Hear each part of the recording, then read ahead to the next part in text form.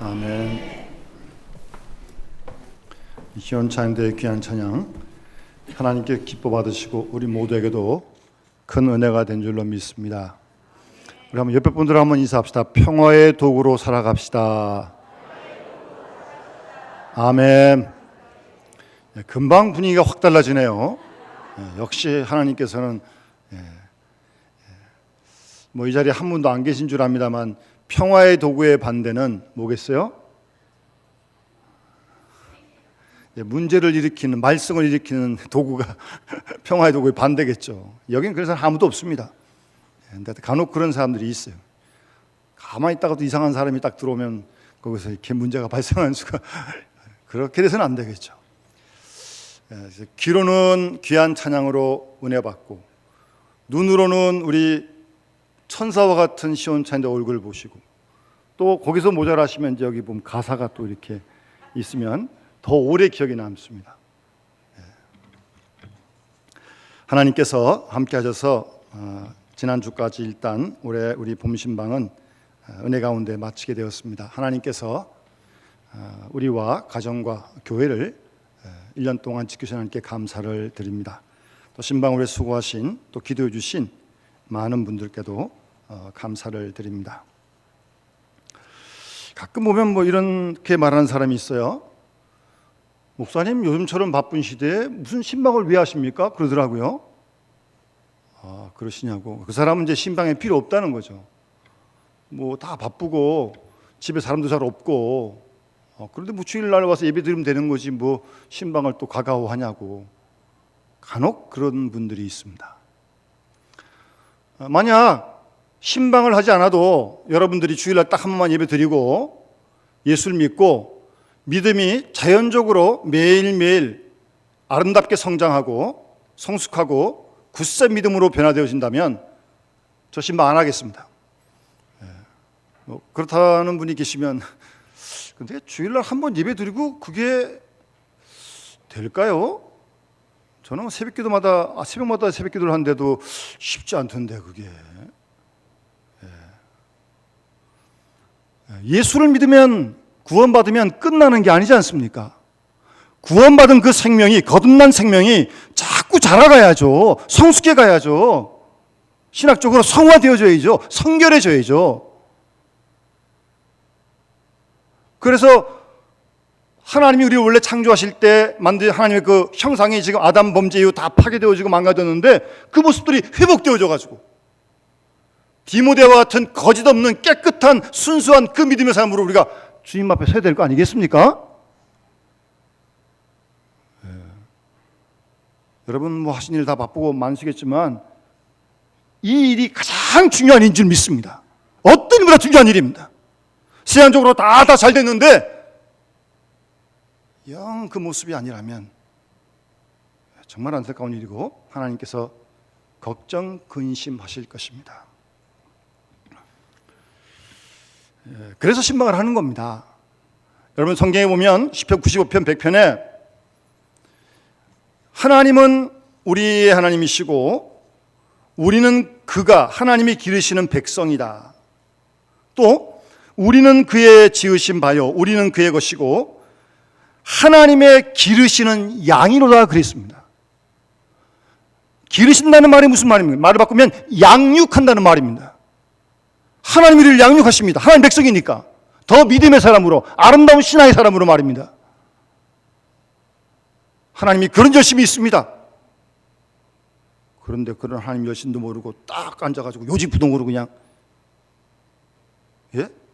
큰일입니다. 믿음이 자라지 않고 고착에 대해서 제대로 머물고 있으면 정말 큰일입니다. 본인도 불행하고 불행한 몇 사람 때문에 주위 사람들의 거침돌이 되는 수가 참 많습니다. 그런 일이 있어서는 안 되는 거 아니겠습니까?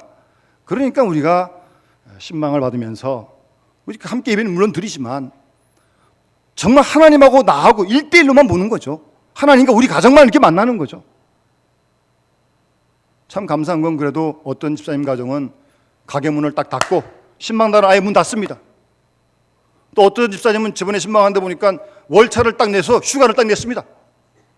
그리고 신방을 딱 받으러 오시더라고요. 하나님 얼마나 감동받으시겠습니까? 목사인 저도 감동을 받는데, 그런 정말.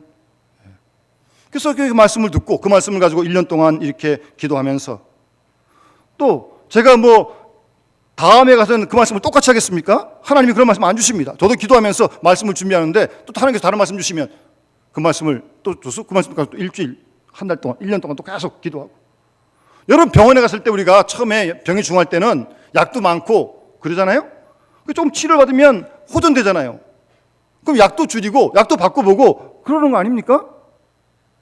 저도 기도하면서 우리 집사님에게 어떤 말씀을 하나님께서 권면하실까 기도하면서 저도 말씀을 받고 말씀을 전하고, 또 그 다음에 가서는 또 그분의 신앙이 좀 달라졌으니까 또 다른 점이 또 부족하니까 또 그 점을 또 말씀 권면하고, 그러면서 하나님이 양육하시는, 하나님이 키워가시는 그 신앙에 목회자가 기도하면서 돕는 거죠. 하나님이 그런 열심을 가지고 우리를 양육하십니다. 왜? 우리 사랑하시니까.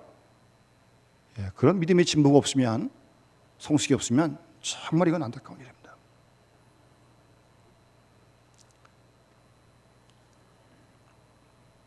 목회하는 목회자가 무슨 다른 세상 근심, 걱정, 염려가 있겠습니까? 저는 예수님 말씀대로 무엇을 먹을까, 무엇을 입을까, 뭘 마실까 그런 걱정 안 합니다. 하나님께서 때를 따라 먹이시고 입히시니까요. 목회자에게 어떤 근심과 염려가 있다면 교인들에 대한 염려와 근심입니다. 이거 예수 믿는 우리 집사님이 예수 믿는 지가 벌써 오래됐는데 이거 충분히 그렇게 성장했으면 단단한 음식을 먹어야 될 그런 때인데 아직도 영적으로 좀 그러지 못해서 밥도 못 먹고 죽을 먹어야 하는 그런 형편에 있다면 영적으로 말입니다. 목회자가 안타까운 겁니다. 또 목회자가 안타까워하는 것은 교회에 대한 염려입니다. 목회자가 무슨 기업을 하는 것도 아니고 사업을 하는 것도 아니고 무슨 걱정하겠습니까? 저는 교회에 대한 염려밖에 안 합니다. 교회를 위한 기도밖에 안 합니다. 하나님의 교회가 하나님의 교회답게 나아갈 때 하나님 기뻐하실 텐데, 혹이라도 교회가 교회답지 못한 어떤 그런 요소들이 있다면 정말 마음 아픕니다. 정말 염려가 됩니다. 교회가 기업도 아니고 학교도 아니고 종치는 아니고 동창회도 아닌데, 기업은 기업식이 있고 학교는 학교식이 있고 종치는 종찬의 식이 있지만 교회는 교회식이 있는 거죠. 교회의 원리가 있는 거죠. 그런 원리를 따라가야지. 제가 처음 부목사 때 저쪽 동대문에 어떤 교회에 있었는데 부목사니까 이제 당에 참석했습니다.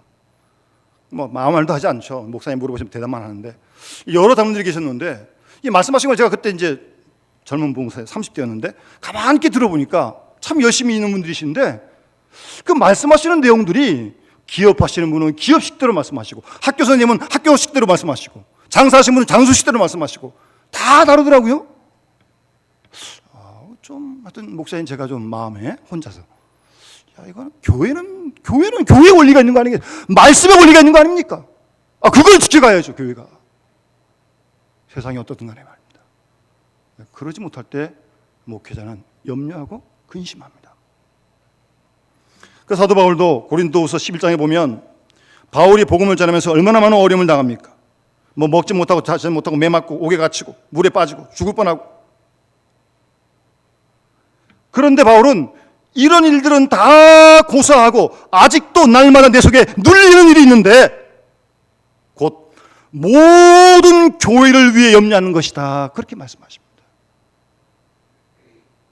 그게 목회자의 심정입니다. 목회자의 마음입니다. 목사가 다른 생각 없습니다. 무슨 교회에서 무슨 이익을 보겠습니까? 소득을 얻겠습니까? 그런 거 없습니다. 하나님의 교회가 하나님의 기뻐하시는 교회가 되고, 정말 하나님 나라와 같은 그런 교회가 되고, 초대교회 같은 그런 교회로 회복할 수 있는 그런 원리가 이루어지는 그런 교회가 되기를 바라는 마음이 간절합니다. 그 이상 그 이하도 아닙니다. 근데 그러지 못한 부분들이 보여질 때 기도하게 되는 것입니다. 조그만 것도 큰일 아닙니다. 큰일 있을 것도 없고요. 조그만 분들이 이렇게 여러분 이렇게 틈새도 조금 생기는 것부터 이렇게 되거든요. 이게 조심해야 됩니다. 교회이기 때문에 그런 게 교회이기 때문에 다른 이유 없습니다. 주의 몸 된 교회니까요. 그래서 저는 우리 성도님들이 꼭 이 말씀은 평생 기억하시고 생각을 했으면 좋겠다는 그런 생각을 갖습니다. 사도 바울이 갈라디아서 4장 19절 말씀에 너희 속에 그리스도의 형상을 이루기까지 내가 다시 너희를 위하여 해산하는 수고를 한다. 내 속에 그리스도의 형상이 이루어지기까지요. 사도 바울이 해산하는 수고를 한대. 그게 목회자의 마음입니다. 우리 속에 그리스도의 형상이 이루어지는 그런 정말 하나님의 놀라운 창조적인 역사가 있어야 돼요. 그리고 에베소 4장에 보게 되면 여러 직분을 소개하면 다음에 바울이 이 모든 직분들은 성도를 온전하게 하는 일에, 그리고 교회를 봉사하는 일에 하게 하며 그리스도의 몸 교회를 세우려 합니다라고 그렇게 말씀하고 있습니다. 교회에 많은 직분이 있습니다. 여러 직분이 있습니다. 왜 직분을 세우셨냐? 하나님께서 성도 한 분 한 분을 온전하기 위해 있는 거예요. 그 일에 우리가 쓰임받아야 되는 거예요. 나 때문에 옆에 있는 식구들이, 나 때문에 새로운 가족들이 든든히 살고 흔들리지 않고, 그리고 봉사하고 섬기를 위해서 직분을 주신 거죠. 교회는 예수님만 대접받고 모두가 섬기는 사람입니다. 목사도 섬기는 사람입니다. 성님한 사람 예수님밖에 없습니다. 어느 누구도 교회 성님만 없습니다. 봉사하라고 섬기라고 직분을 주신 거죠. 뭐 폼 잡으라고 주신 겁니까? 한시도 그 사실이 있어서는 안 됩니다. 그래서 온전히 세우고 봉사하고 섬기면서 이 교회를 주의 몸된 교회를 든든히 세워가는 겁니다. 그래서 모든 직분을 다 주신 겁니다. 그러면서 사도 바울은 하나님 믿는 것과 아는 일에 하나가 되어서 온전한 사람을 이루어 그리스도의 장성한 분량이 충만한 데까지 이루어야 한다고 말씀하고 있습니다. 어쨌든 제 마음속에 안식년을 다닌 이후부터 하나님께서 계속해서 우리 교회 성도님 가운데 수십 년 예수 믿는 사람 참 많습니다.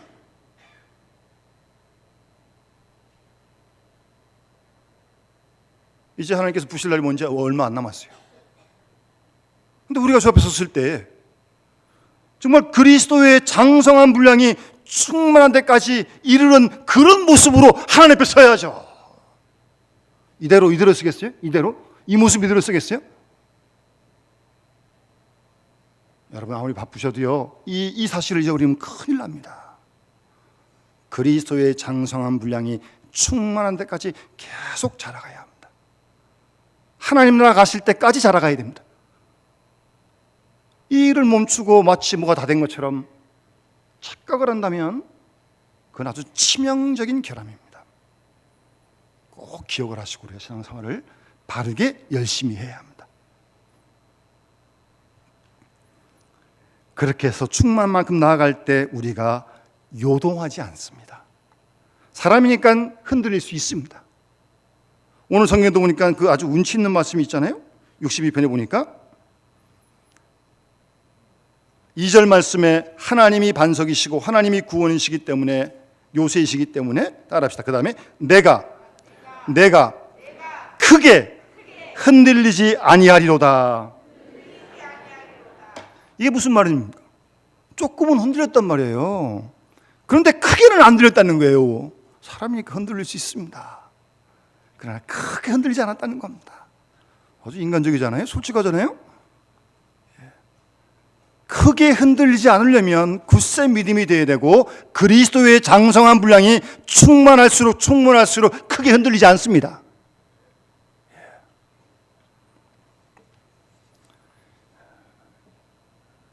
이런 말씀들을 평생 꼭 기억하시고 신앙생활을 하셔야 됩니다.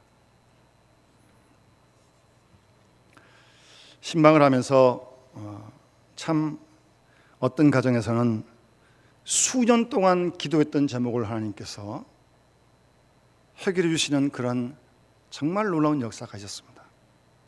인간적으로는 아무리 생각해도 풀릴 길이 없는 그런 일이었습니다. 그런데 정말 우리가 생각지 않게 하나님께서 길을 여셔서 기도 응답하신 모습을 오랜 동안 기도했습니다. 뭐 그런 일들, 또 여러 가지 변화들, 뭐 감사한 거 참 많았고요. 이렇게 만나서 대화하는 중에 지난 과거의 일이긴 하지만 그 오래전의 이야기를 다시 나누면서 그때 역사하신 하나님의 손길을 느낄 수 있었거든요. 그러면서 또 감사하는 거죠. 하나님의 은혜를 기억하는 겁니다. 또 그런가 하면 작고 크게 안타까운 일도 분명히 있습니다. 뜻하지 않게 고난을 당한 그런 가정도 있습니다. 질병일 수도 있고, 사업의 문제일 수도 있고, 자녀의 문제일 수도 있고. 여러분, 우리 인생 나그네 길이 그런 거 아니겠습니까? 늘 이렇게 낮만 있는 게 아니잖아요. 밤도 있고요. 밤도 있는가 하면 낮도 있고 그런 거지. 이렇게 개인 날씨가 있으면 비도 오기도 하고요. 언제 맨날 좋은 날씨만 있겠습니까? 그렇다고 맨날 비만 오는 것도 아니고요. 밤과 낮이 있듯, 개인 날과 흐린 날이 있듯, 우리 인생에는 기쁨의 때가 있고 감사의 때가 있는가 하면 또 힘들 때가 있고 고난의 때가 분명히 있습니다. 그러니까 하나님 나라 가실 때까지는 끝나지 않을 것 같아요. 하나님 나라 가시면 고난은 없습니다. 하나님 말씀 보니까 전혀 그런 건 없겠어요. 확실히 없어요. 그러나 그 나라에까지는, 이 땅에서는 작고 큰 고난들이 우리에게 늘 있는 것을 발견하게 됩니다.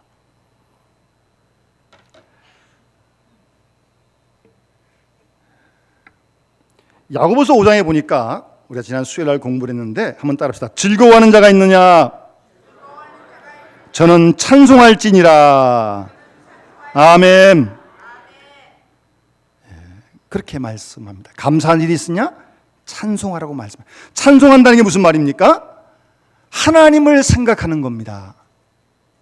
하나님을 생각하니까 감사해서 찬송을 하는 겁니다. 기쁠 때, 즐거울 때 하나님을 기억하고 찬양하라고 그렇게 말씀합니다.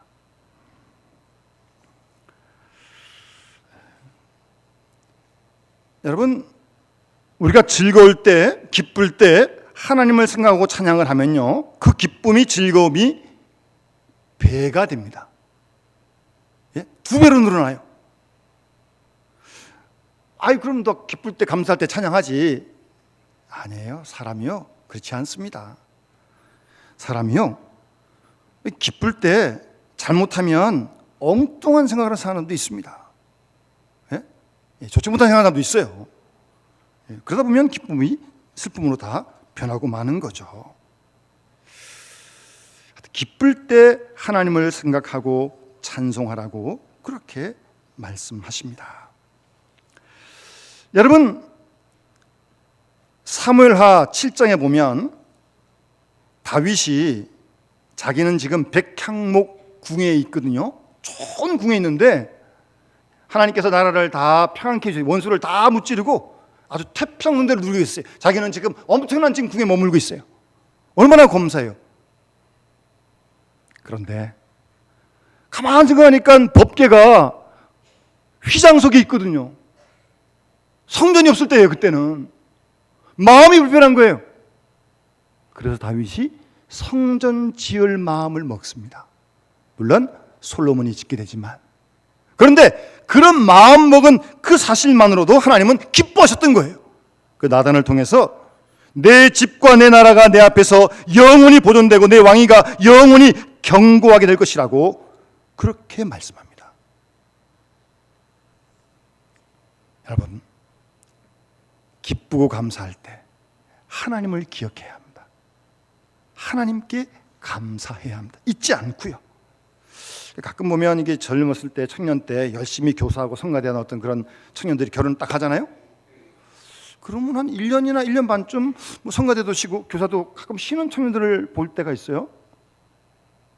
두 사람이 더 열심히 해야지, 이렇게 만나서 결혼까지 해줬으니까.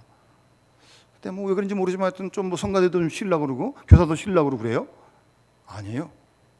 감사할 때 하나님께 더 감사해야죠. 더 열심히 해야죠.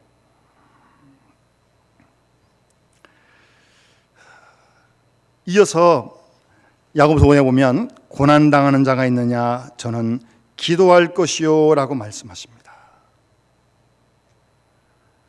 여러분, 우리가 인생 중에 고난을 만날 때 기도하라고 말씀하십니다.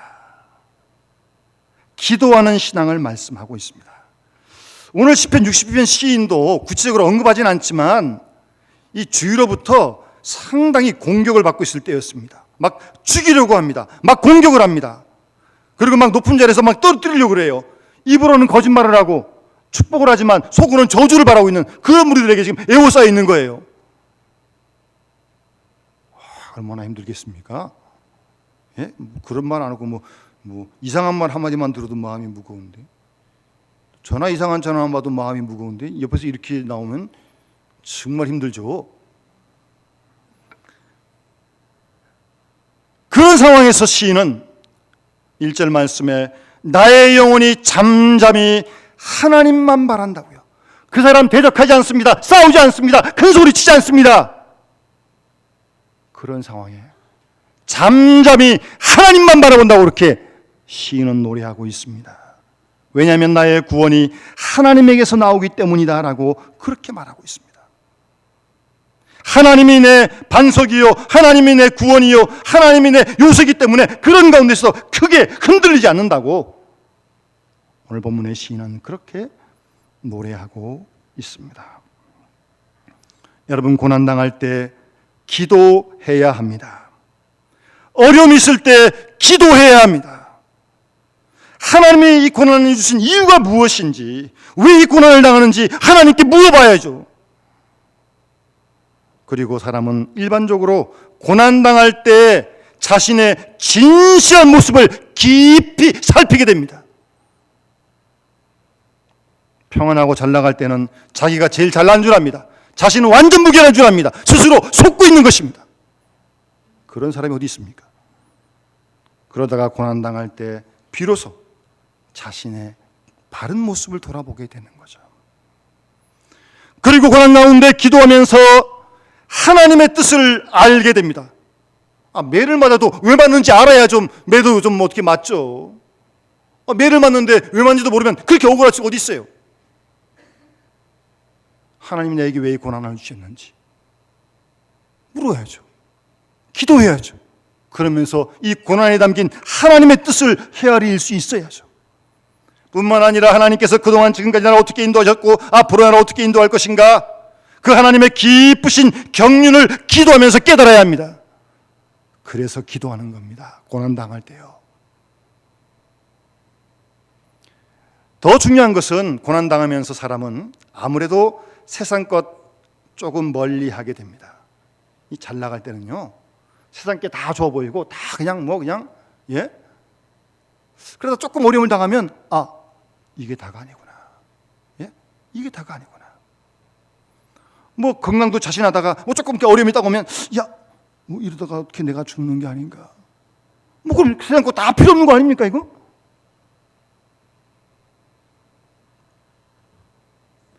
그래서 고난 당하면서 세상을 좀 더 멀리하고 하나님이 우리를 예비한 영원한 하나님 나라를 그나마 조금씩 이제 바라보기 시작하는 거예요.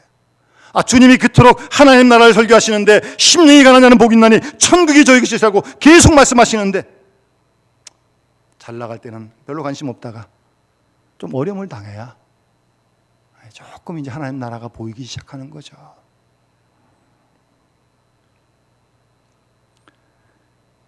고난당하는 사람이 있습니까?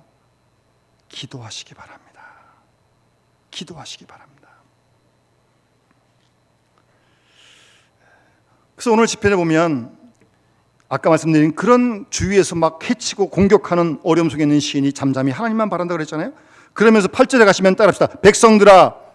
백성들아 시시로 하나님을 의지하고 하나님 앞에 마음을 토하라. 아멘. 고난당해서 어렵고 힘든데 좀 속상한 마음이라도 좀 털어놔야 좀 시원할 거 아니겠어요. 예?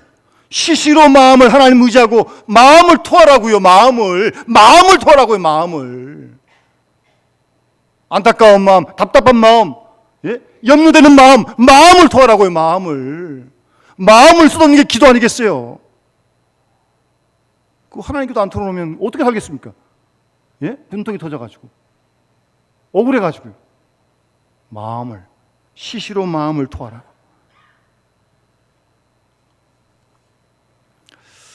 여러분, 제가 일전에 말씀드렸던 그 이용규 선교사님 최근에 기대라는 책을 최근에 한 권 더 쓰셨는데, 그 책을 읽어보니까요, 지금이 이제 하버드에서 박사학위 받고 몽골에서 부총장 섬기시다가 지금 이제 인도네시아 들어가 계시거든요. 인도네시아 그 이슬람 국가에 기독교 대학을 세우려고 지금 준비하는 그런 모임 속에 지금 활동하고 계신데, 그 책을 보니까 이분이 2011년에 종합병원에서 검진을 하다가 췌장 뒤에 종양이 하나 발견이 되었다고 합니다. 근데 여러분 아시다시피 췌장은요, 고장이 나도 별로 사인이 없습니다. 자각 증세가 없습니다. 그래서 무서운 겁니다. 그러니까 자각 증세도 없고 또 이 췌장 뒤에 혹이 있어가지고 이게 수술하기도 어려운 부위입니다. 이 속 안에. 그래서 이게 놔두면 암으로 발전할 수 있는 거니까 이분이 이제 인도네시아에 막 들어가서 가족만 놔두고 혼자 나오셔가지고 이제 수술을 받으셨어요. 2012년 연말에. 그러니까 지금 이 종양이 있어가지고 제대로 진짜 하려면 검진한 병원에서는 췌장을 3분의 2 자르고 비장도 잘라내야 깨끗하다는 겁니다. 근데 그런 건 가지고 선교지 가가지고 인도네시아 가가지고 어떻게 그 기독교 대학을 만들겠습니까? 이 목사님도 이 목사님 아니 평신도인데 이 선교사님도 하나님, 내가 선교하겠다 그러는데 내가 뭐 좋은 대학 박사 다 받고 나와서 내가 뭐 나 혼자 하겠다는 것도 아니고 나 그 건강을 좀 될 거 아닙니까 하나님? 이제 그런 좀 원망스러운 마음도 있으셨고요. 근데 그렇게 다 잘라버리는 인도네시아 가서 살아가기 힘드니까 어떻게 좀 췌장도 놔두고 비장도 놔두고 그 혹만 떼내는 좀 수술을 할 수 있지 않을까? 근데 문제는 그렇게 할 경우에 이 췌장관을 건드릴 수가 있으니까 그 종양을 띄다가, 근데 거기서 관이 새어나오고 거기서 췌장액이 나오게 되면 이 장기가 다 이제 다치게 되거든요. 근데 하여튼 후자를 택해서 수술을 했습니다. 수술은 잘 됐는데 이 수술을 끝난 다음에 열이 계속 나고 복통이 있고 이제 얘기했던 그 일이 생긴 겁니다.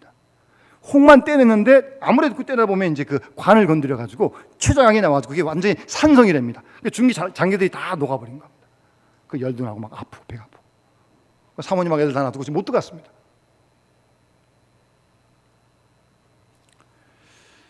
그러면서 이 선교사님이 하신 말씀입니다. 책에 보면 하나님은 꼭 초자연적인 방법으로 병이 나아야 고쳐야 하나님이 선하신 하나님이라고 그런 인도하심을 받는다는 건 아니다. 그러니까 꼭 초자연 방법으로 병이 나아야만 하나님의 선하신 하나님의 인도하심을 받는 것만은 아니다. 때로는 하나님께서는 어둡고 고통스러운 시간 가운데로 나를 인도하신다. 그리고 그 길을 통해서 하나님의 손길을 경험하게 하신다. 그 선교사님이 직접 하신 말씀입니다. 그래서 하여튼 여러 열도 안 떨어지고 막 금식하고 밥도 못 먹는 거죠. 뭐 그러고 있는 하여튼 자칫 잘못했으면 재수술까지 해야 할 그럴 위기에 있었는데 아직도 한 열흘 보름 지나면서 그 상처가 난 부위가 50% 암을 확률이 50%밖에 안 되는데 그 자체로 암이었어요. 정말 기적이라고 병원에서도. 그래서 이제 해보가 지금 이제 들어가서 인도네시아에서 사용하고 계신데 이분이 이런 말씀을 하십니다. 그러니까 인도네시아의 이슬람 국가의 대학 생활이 기독교 대학 생활하는 게 참 어려운 일이거든요. 그리고 여러 교회가 합력하는데 이 진도가 잘 안 나고 있었거든요. 그런 동안 병원에 와 있었거든요. 수술하고 있었거든요. 그래서 이 선교사님이 이럽니다. 하나님께서 가장 바쁘게 움직이실 때는 나를 묶어놓으신 때였다. 실은 내 열심과 내 방식이 하나님의 일에 방해가 되곤 했기 때문이다.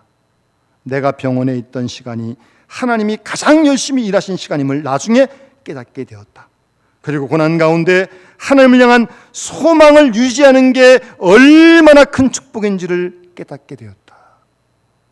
이 선교사님의 고백입니다. 원래 이 선교사님의 장모님은 예수를 안 믿던 분이에요. 그 처갓집은 부모님이 다 안 믿던 분인데 뭐 장모님이 별 수 있나요? 하나님 우리 사위 살려주시면 제가 예수 믿겠습니다. 그때부터 기도했대요. 지금 교회 잘 나가신다 그럽니다. 그러니까 이 선교사님은 그것도 자기 장모님을 또 돌이키기 하기 위해서 하나님께서 이 고난을 사용하신다고. 그러면서 하신 말이 뭐냐면 하나님께서는 내 고통까지도 선을 이루시는 데 사용하신다. 그렇게 책에 기록을 하고 있습니다. 이런 정도의 고난이라면 시편 119편 시인 노래하듯 고난당하는 거 유익한 일입니다. 없으면 좋겠지만 없잖아요. 시편 119편 시인은 고난당하는 게 유익이라 그래요. 고난당하기 전에 내가 그릇 행하였다고요. 그러나 고난당한 이후에 주의 율례를 배우게 되었다. 119편 시인은 그렇게 노래합니다. 싫든 좋든 고난은 없을 수 없습니다. 또 나만 있는 거 아닙니다. 모두에게 다 있습니다. 고난도 있고 기쁜 일도 있고, 그것이 우리의 인생 나가는 길입니다. 기쁨 중에 하나님을 기억하고 감사하고 찬양하고, 고난할 때 기도하면서 고난 주신 이유가 무엇인지를 하나님께 묻고 하나님께 나아가고, 고난을 통해 주시는 유익을 우리가 함께 배워가면서 우리의 신앙이 좀 더 굳건해지고 더 성숙되어지고, 그를 통해 우리 속에 그리스도 형상들이 더욱더 회복되어지는 그런 역사가 있어지기를 간절히 소원합니다. 우리 찬송가 407장 함께 우리 부르면서 봉헌하도록 하겠습니다.